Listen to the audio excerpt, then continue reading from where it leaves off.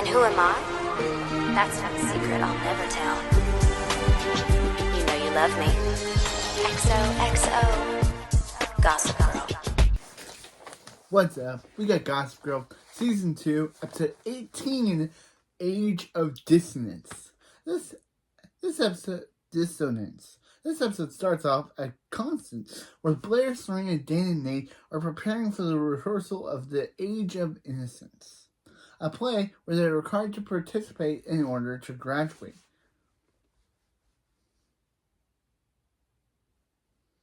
Nate mentions to Dan how he can't believe Chuck got a doctor to diagnose him with acute stage fright in order so Chuck wouldn't have to wouldn't have to participate. In the dressing room, Blair tells Serena and the icon Dorota how her life is so perfect now, and she won't be able to truly relate to her character because she's so happy with everything. She asks Serena how she's doing after breaking up with Dan, and Serena says she's trying to distract herself with her crush on the director, Julian. While they talk, Isabel screams, and Blair goes over to find out what's going on. Excitedly shares that Nellie is got into Yale early. But Blair doesn't believe her, so Nellie shows her the email directly from Dean Barrowby. Blair runs off to find Jane Maxwell's headmistress Queller. And this joke's probably going to get old, but I have to say it just so I don't get confused with the other actors. I can't believe they recast headmistress Queller halfway through the season. But back out in the auditorium, Julian gives Jane directions on what else to be completed. Wardrobe-wise, Jane then mentioned to Dan that she can't believe she volunteered to do fashion for the show. Dan notices Rachel arrive and sees her being ostracized and scorned by the other faculty members. Backstage, Nate asks Vanessa why she wanted to do a documentary on the school production. She says that all the elements of publicity and the story of the Age of Innocence makes it interesting. Nate laughs as the Age of Innocence is the most boring story he's ever heard, and Vanessa replies that the story is in the detail. Meanwhile, Chuck goes to a restaurant to run for Best Industry Associate, Mr. Campbell. The two agree each other before Chuck goes to his own table where he sees Elle at the table with Carter Bazin, again played by Sebastian Stan. I know in the last episode I said, I can't believe the writers made us interested in Elle, and then they got rid of her. Said minutes ago, me who totally just said that, I completely wrong when I was rereading the script, and I was like, oh yeah, this episode kind of did resolve the plot point, even though I just said that we never see her again after that episode. We'll never see her again after this episode. But it's kind of weird they bring her back with Carter. I don't think we've seen him all this season. I think the last time we saw him was in season 1, episode 10. Again, still played by Sebastian Stan, who will be in the new movie, The Thunderbolts. Kind of cool that he's back playing Bucky Barnes. But still, he asks what she's doing here with him, but she lies and says her name is Haley. And before they can really talk, Elle excuses herself when she's gone. The two exchange insults before the host comes by and tell Carter that the date left through the kitchen. Carter leaves some money to pay and leave. Once he's gone, Chuck notices Mr. Campbell leave at the same time and follow Carter. Back at Constance, Dan asks Jenny if she saw the teacher ostracize Rachel. She says yes, and he asks her to deliver a note on his behalf. Jenny skeptically agrees. It's kind of weird that this season has basically been limiting our Jenny appearances. Kind of weird. And Jenny agrees and is able to slip it to Rachel in the auditorium. She reads it, and Dan said, Rachel, I need to see you alone. Right back when and where. Dan. She writes back a quick response and slips a key into her apartment inside the envelope. Backstage, Blair finds Headmistress Queller, played by Jane Maxwell, and asks about Nellie's acceptance to Yale. Jane Maxwell Queller explained that she informed Yale about Blair serving time in detention, but didn't say what she was punished for.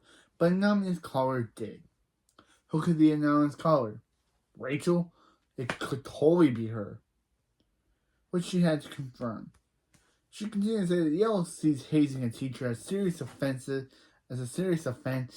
and they have withdrawn her Blair's acceptance as a result. Blair begs for help, saying that there has to be something they can do, but Queller just simply responds that Blair, it's over, and she will not be attending Yale. On stage, the dress rehearsals begin as the Vanderwoods, Chuck arrives home to find Ellie waiting for him. She asks for his help. Back at Constant, Rufus arrives and sits next to Jane in the audience. She accidentally drops the envelope containing Dan's note, and Rufus grabs it to look inside before she can. He sees the note and the key and Rachel's apartment key, including Rachel's response, "Dan, tonight, her place. She can't wait to see him." Back on stage, Blair confronts Nellie for calling Yale a towel on her. Nellie says she didn't do it, and they argue. A Gossip Girl blast confirming everything about the Catherine Marcus scandal, Catherine and Marcus's relationship, and Blair realizes Vanessa must have done it. Okay, now we're back with that rivalry. Good job on the show for a bit. And he walks away. On stage, Vanessa tries to talk to Julian, but he isn't into it. Vanessa comes in and asks her about her take on the play. Serena admits that she relates to her character, who is ignored by her fiance, since Julian isn't interested in her. Vanessa asks if she has a crush on Julian, and the two stare at him. He notices, and Serena takes the opportunity to invite him to dinner with herself, Vanessa and Nate. He agrees to go, and they make plans to meet in the front. Blair then bursts on stage and confronts Vanessa about calling Yale. Confused, Vanessa denies doing it and says that she doesn't know what she's talking about. Serena takes Vanessa aside and tells Blair to calm down. Vanessa takes that as her cue to walk away, and Blair tells Serena to be careful to not become collateral damage. At Vanderwoods, Ellie comes to the main room after taking a shower. She admits to Chuck that she wanted to contact him, but felt it wasn't safe. Chuck explains that she met Carter, and he told her he was rich, so she thought he could help with her new life on the run. Chuck gives her a cup of tea and promises no one will hurt her. She explains that the men in the club are very rich and powerful, so she needs to escape the country with her new identity. Chuck promises to help her do that, saying he knows a guy who can help. She thanks him before kissing him. Meanwhile, Serena, Nate, Julian, and Vanessa have dinner together.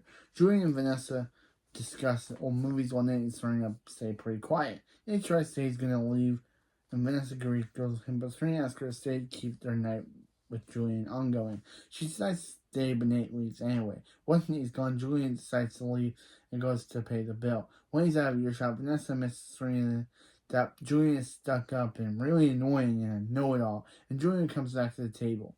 Serena invites him over for the next day to help her practice before the play. He agrees and leaves the restaurant. Afterwards, Serena tells Vanessa that she has a plan for the next day and involves both of them. After lunch, Jenny tells Dan that Rachel wrote back where Rufus found you. At Rachel, Rufus lets himself in and returns Rachel's key to him. Rachel's key himself. Returns the key to Rachel himself. Next morning, Rufus tells Dan that he wants to see Rachel. He warns Dan if anyone were found. Rufus tells Dan that he wanted to see Rachel. He warned Dan that if anyone would find out, Dan will be expelled and Rachel will be fired for good. Dan argues that Rachel understands the risk, but is taking it anyway. Rufus reminds him that he's in high school, but Dan says he can make his own dating choices, being 18 and all, before leaving. At the Vanderwoods, Serena rehearses her lines with Julian. They get into a discussion about movies, and it's revealed that Vanessa is listening in via Bluetooth and telling Serena what to say. She gives her each line, which Serena is repeated to sound educate a movie history. Once she's at the gallery, she tells Serena that Julian is so enslaved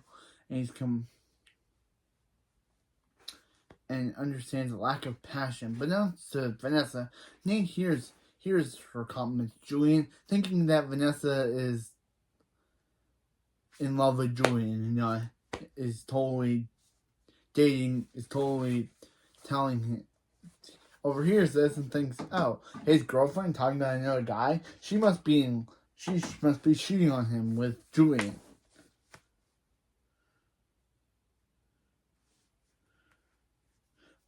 Back at Vanderwood's, Woods, Serena gets a gospel blast when she only got into Yale due to publicity surrounding her. She hangs up with Vanessa and tells Julian it's just to leave for the theater then. Outside, Chuck brings Elle to Carter due to his knowledge of crossing borders illegally. Chuck tells him to bring Elle to his passport guy and get her out of the country. They meet up at Teterboro.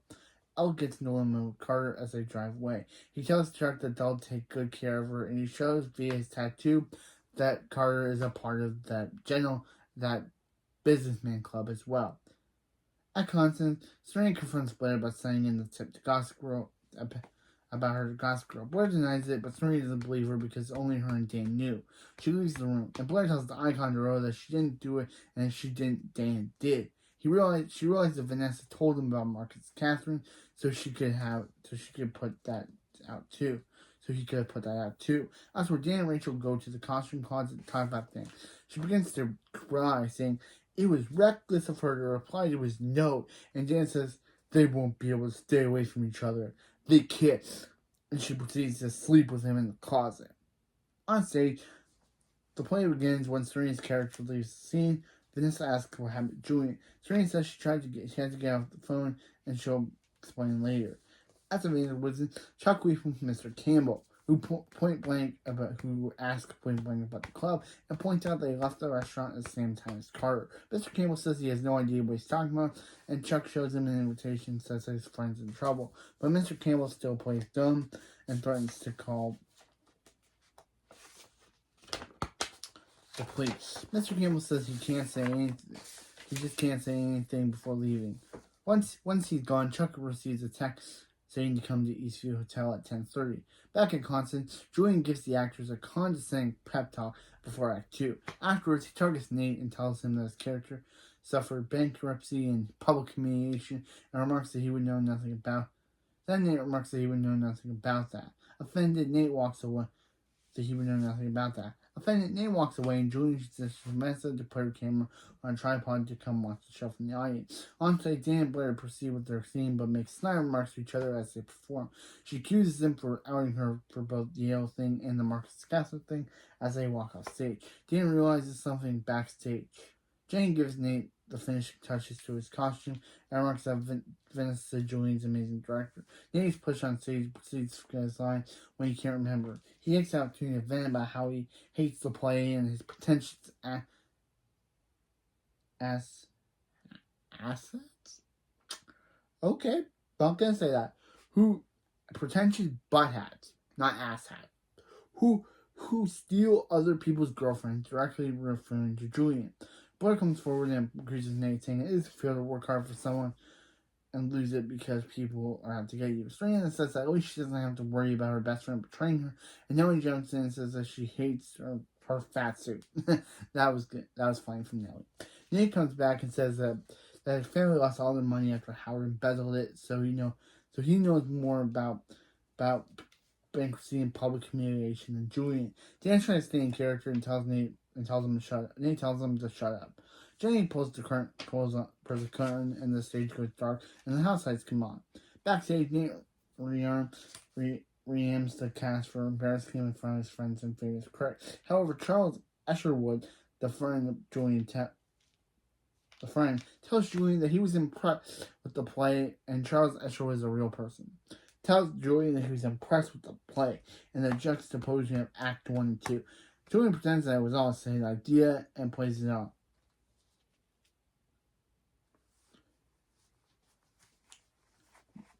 Like he made it up himself. When it walks away, Serena remarks that Julian that I can't believe I ever wanted to be with you. But Julian says, Serena, I'm gay.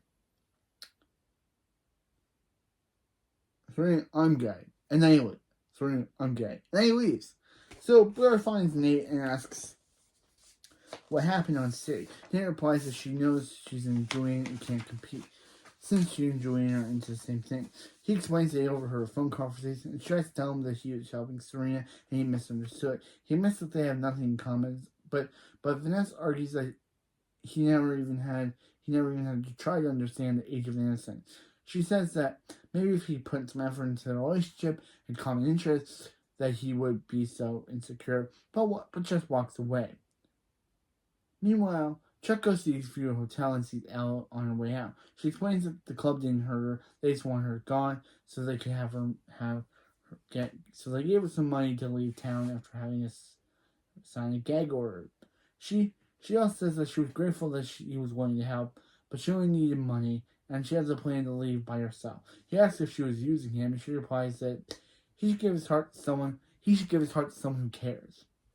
She moves back at Constance. Dan confronts Rachel for having Blair Yale. She doesn't deny it and says that it wasn't fair that what Blair did to her with no repercussions. Dan tells her to make it right with her, but Rachel refuses, saying that he says that she crushed Dan's ideal, and walks away.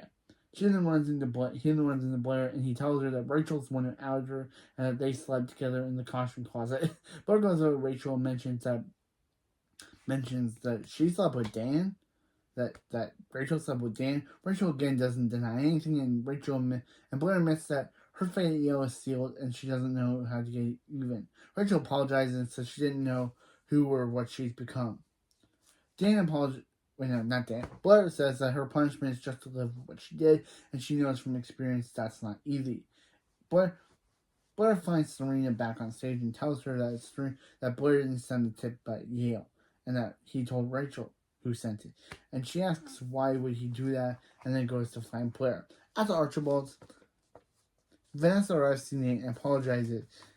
He shows her that he isn't in the middle of watching The Age of Innocence on DVD, and they kiss and make up. After loft, Dan arrives home and apologizes to Rufus. He confesses that Rachel isn't who he thought she was, and Rufus apologizes as well and says, well, he was right about this, but Rufus was right about this, but Rufus needs to give Dan some space to make his own mistakes. Rufus replies that he can make all the mistakes he wants once he's at Yale, and they make up. However, meanwhile, Blair drinks alone at a bar. Serena comes in and apologizes, and Blair says that Serena was right in saying betrayal is in Blair's nature, and asks to be alone. Serena leaves, but says that she's still her best friend as she walks out. After all, Jenny brings Dan a note that was left by the door. He opens it and reads, it's from Rachel. She says she's going back to Iowa, and he must have known. She's sorry for everything, and as Edith Warrington once wrote, there is no one as kind as you. No one will ever give me reasons I understand for doing what I need to do. I understand for doing what first seemed so hard. Thank you, Rachel. And yeah, this is how they write Rachel on the show. But still, back at the Waldorf, Chuck arrives to see Blair, but Icon Drover tells him that Miss Blair isn't home, and Chuck simply says he'll wait for her and takes a seat. Back at the bar, Blair continues to drink when Carter sits next to her. She asks, what is he doing here? And he says that he's there to buy her a drink. Ending the episode. So we had the start and end of Blair, Dan, and Rachel's relationship. Serena literally questioned what she ever saw in the director, and the director feeling that he didn't amend. Yeah, of course you would never notice him by first glance unless he told you. I guess. Chuck, we saw the last appearance of Elle, which I thought was the last episode, but sorry, last episode, you said that was her last appearance. I'm sorry, I didn't know. So next we got episode 19, The Grandfather, and episode 20, The Remains of Jay. Obviously, episode 20 is more Jenny stuff, but what have they been doing with Jenny this season? Last season we had Jenny's rise to being the new queen, being the new top of the ladder in the constant, only to then turn into a massive jerk and basically get plummeted back to who she was previously. But this season, they kind of been doing nothing with her. Like, okay, she has her relationship with Eric, and she was kind of a third wheel between his relationship with Jonathan, and then they were able to get their relationship back.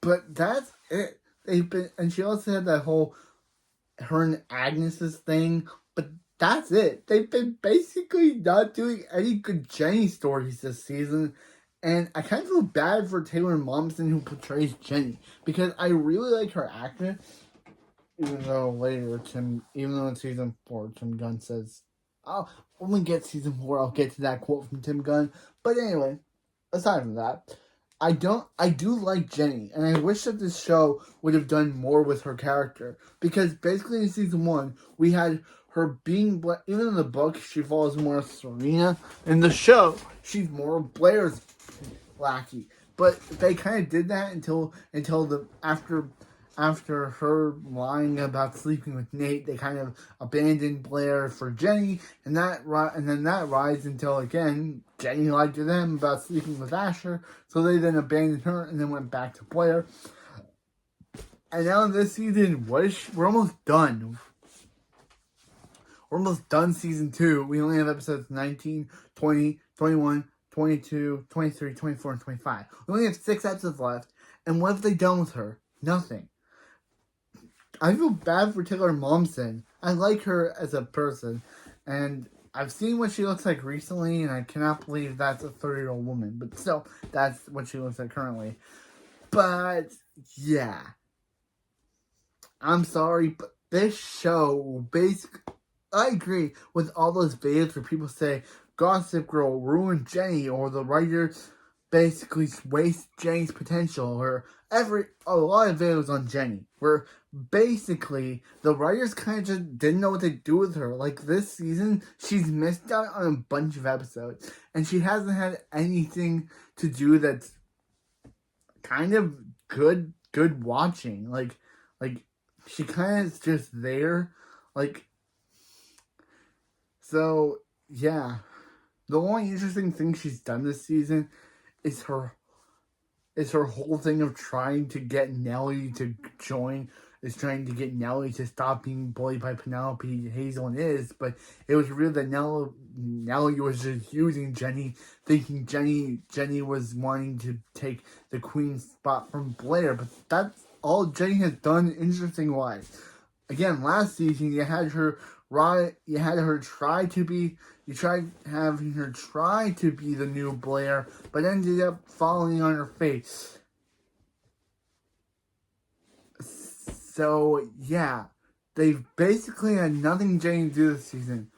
Maybe next season they can have stuff for Jane to do, but for now, she's kind of just boring not to watch. She's boring to recap because... She's boring to read because Jenny does nothing in this show. So anyway, that's it for my video. And also, if you would like to see a video, after I finish Gossip Girl, if you would like to see a Gossip Girl reboot reviews like this, or would you like me to do Gossip Girl character analysis, I'd love to do it because, yeah, my Sasuke video was really popular, and yeah. And I'd also like to, if I ever did one, I'd do one on Jenny first, because I really want to talk about how the writers basically ruined her character. But if you'd like to see that after we are done this series, and if you want me to do the reboot, please tell me. But anyway, that's it for this video, and you know you love me. XOXO Gossip Girl. See ya for episode 19, The Grandfather, which is basically about Nate's mom's family. So yeah, see you next time for when we finally meet the Vanderbilts that the show has been mentioning the entire 2 seasons.